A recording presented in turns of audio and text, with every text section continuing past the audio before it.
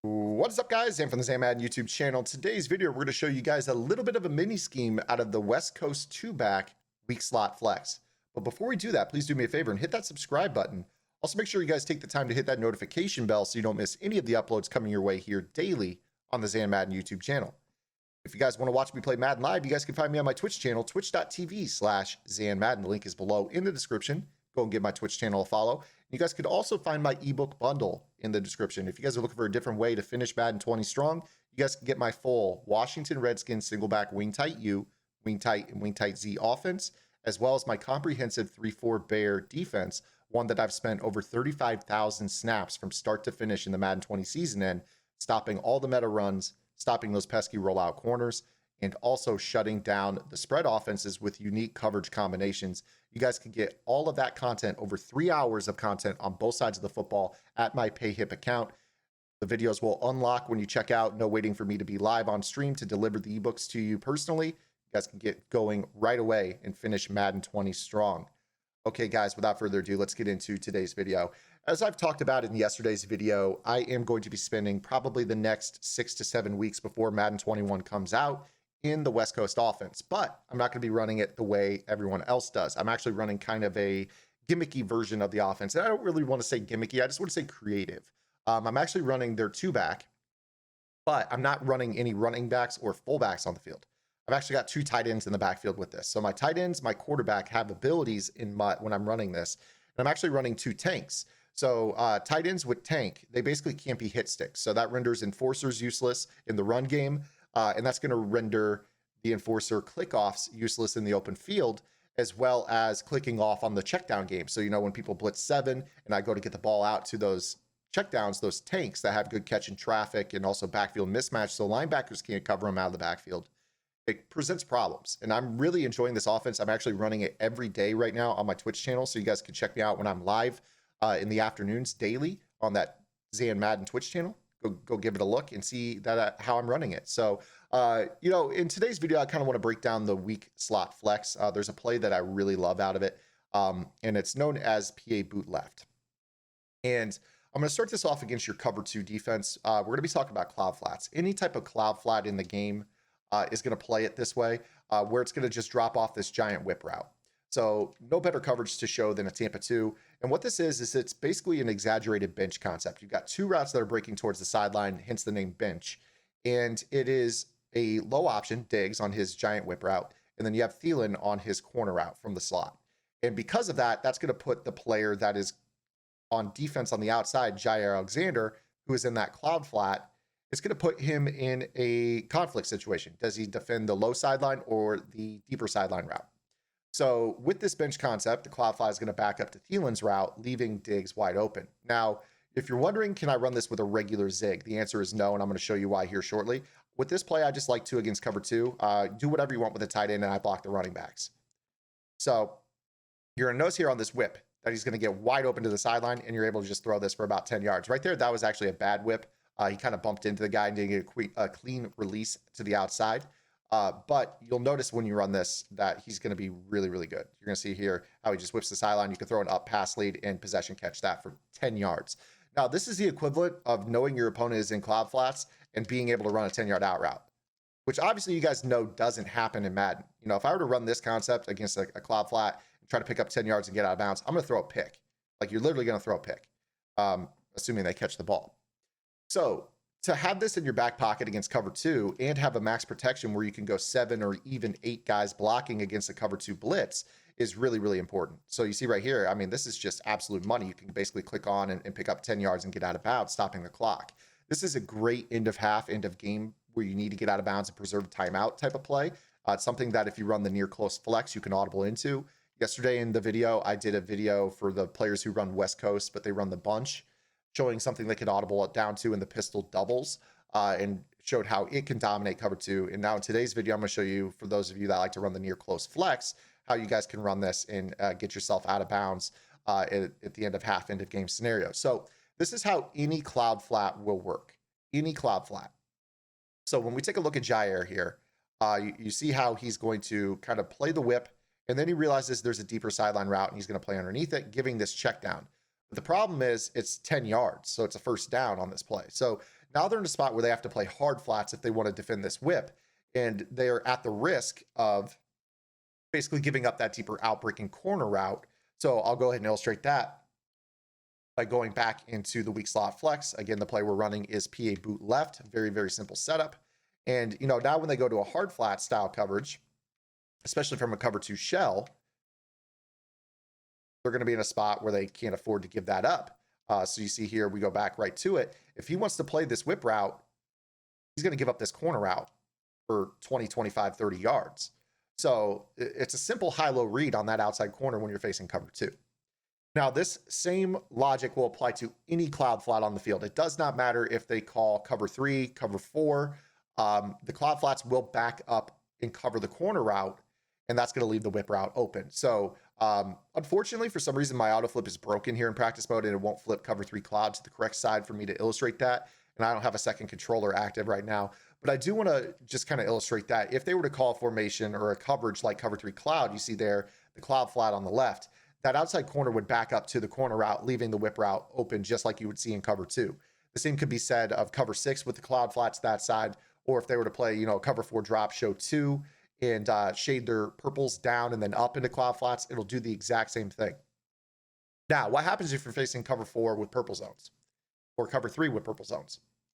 If we were to run the exact same route combination, you're going to notice that the buzz defender is going to take away that whip route. So you can't, you could try to fit it in. If that linebacker's got any type of coverage skill at all, he's going to be there to get a swat at least. So this is kind of a dangerous throw against your cover 3 and cover 4. And you see right here, like he's right there. If I were to try to throw that, actually right there, it's actually making it look good, but I promise you it's a dangerous throw that you don't want to make. Anytime you're facing cover 3 and cover 4, my recommendation is to streak the outside receiver, because you know that the player deep over the top, Jair Alexander, has got a deep responsibility. So let's go ahead and take him there. If you're Diggs, take him there and then throw the route that's breaking out underneath of that to Thielen. So watch how this works. Watch how Thielen is going to go ahead and get shoved to the outside, down an outside pass lead, 25 yards. Very simple. Go ahead and do that a couple times. This will work the same way against cover 3 as well. This is at most, this is a 2 route combination. Very, very simple. If you know it's cover 2, throw the whip or the corner, depending on cover 2 cloud or hard flat. If you know it's cover 3 or cover 4, streak the outside player and throw the corner route. Very, very simple. This is going to give you protection. The other thing to consider is that the way I run the offense, Cook and Ham are both tight ends. I've actually got Gentry and Gronk. So, pass protection, they're going to be sound in pass protection compared to a running back. Again, here you see how this corner, cover 3 or cover 4, you're going to throw that to the outside, ball out of bounds. So that was cover 4 drop show 2. I'll go ahead and show it against cover 3 just once or twice to make sure that you guys understand it works the same way. If the outside corner is in a deep responsibility, use the outside receiver to take him deep and throw the corner out. It's that simple. If the outside corner is playing cloud flat or sideline responsibility, you basically need to make sure that he's got a high load that he has to worry about. So PA boot left, and let's go ahead and show it against, cover 3. This time I'll go ahead and put like a DB out there, cover 3 sky. So now that that buzz defender is actually, a corner with coverage skill. And you're going to see here, again, if you try to throw this whip route, that corner's there, right? So what happens when a corner's out there, you're not going to be able to throw that. That's especially so you need to take them deep. So again, streak Diggs, this little 2 route combination will get open against cover 3 to the wide sideline. So you see here, I can throw this down and outside. I'm getting screamed at by the Packers defensive line, which is criminally underrated as a Regs defense, by the way. That pass rush they have with Smith is unreal. And then you got some really good abilities interior for the rush. But you see how I could make this throw pretty easily to the outside to Thielen against cover 3, even if there's a corner there. But again, guys, if they start to play cover 3 and shade their nickel corner into a cloud flat, so say that the player that's standing over Thielen starts to play a cloud flat to cover the corner, that's when you'll go right back to the stock setup with the whip route, because the whip route will be a guaranteed 10 yards. So just pay attention to what that defender in the slot is doing. Is he dropping underneath the corner route? If so, take your check down to the whip. You don't need to run the pull route. But if they're playing a buzz zone, go ahead and throw this ball over the top of that buzz zone for an easy gain to the sideline. Now, this weak slot flex, very, very good formation. Very good formation. And the reason I say that is that there's actually a hidden weak close flex in it. So it's already a slot flex or a spread flex.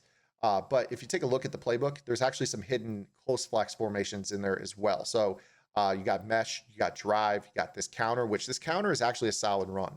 I want to go ahead and show this to you. It's not, you know, any run could get shed at any time. But what I'm saying is this counter is actually pretty good. If you take a look at the way it blocks, it actually does a really good job of blocking, especially against you know, your 2-4-5 type fronts, or you can even get it going against some of your 3-4 odd type stuff. You know, so don't sleep on this counter. It's just a mix in once a game, because it could definitely catch your opponent off guard.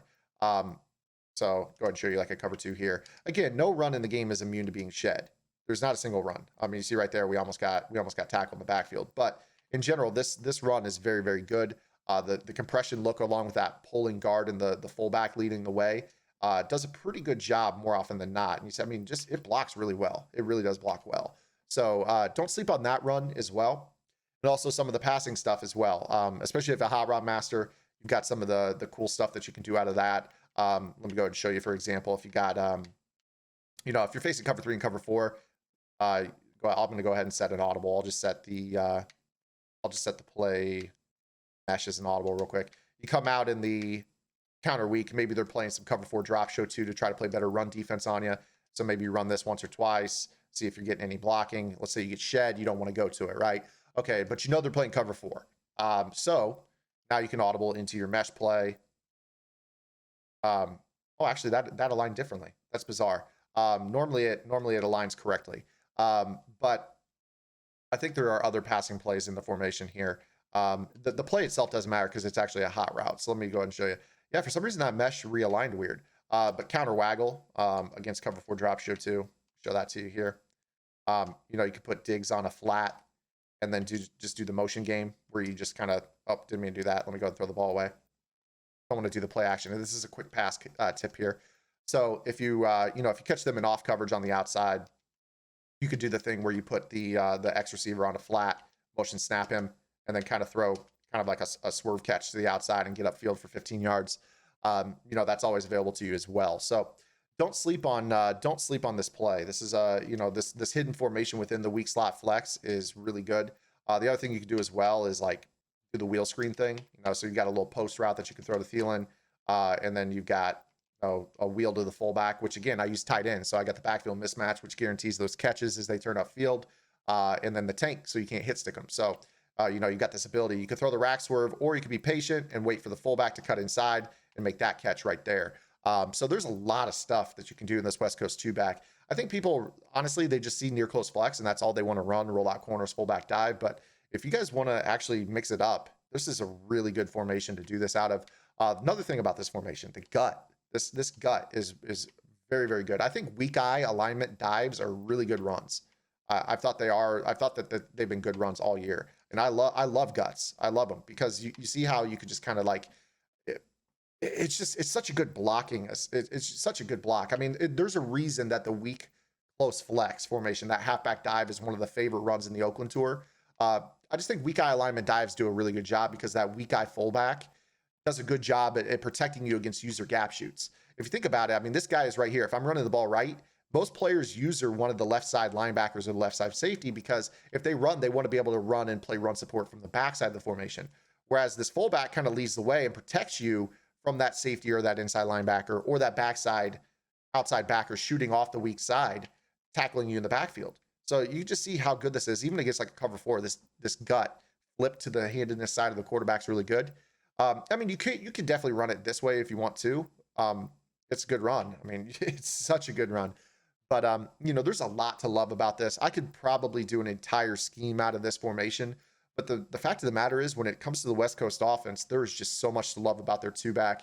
Strong pro, strong close, strong slot, I-form pro, I-form slot, I-form tight, near. You got the near stuff, near pro, close flex, far pro, far slot, tight slot.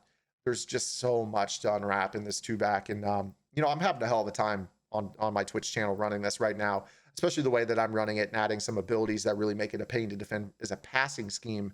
And then just a kind of a 3 yards in the cloud of dust style run game with the tank abilities. Again, you guys can watch me run this. It's on my Twitch channel, twitch.tv/ZanMadden. I go live every day, so go ahead and give the Twitch channel a follow. If you guys like the video, make sure to give it a thumbs up. I'm just trying to get us through strong to Madden 20, trying to dumb it down and go to, you know, some core passing concepts that'll help you be ready to go out of the box here in Madden 21. I talked about this the other day. I think it's really important that you guys look at generic books because those are the ones that are largely unchanged to start the year in. When you know what's in your playbook, you can mentally lab and mentally prepare. So it's really, really important. So if you guys like the video, again, make sure you give it a thumbs up. Let me know what you guys think. I'll see you guys tomorrow with the next video. Until then, this is Zan. Get in the lab and good luck.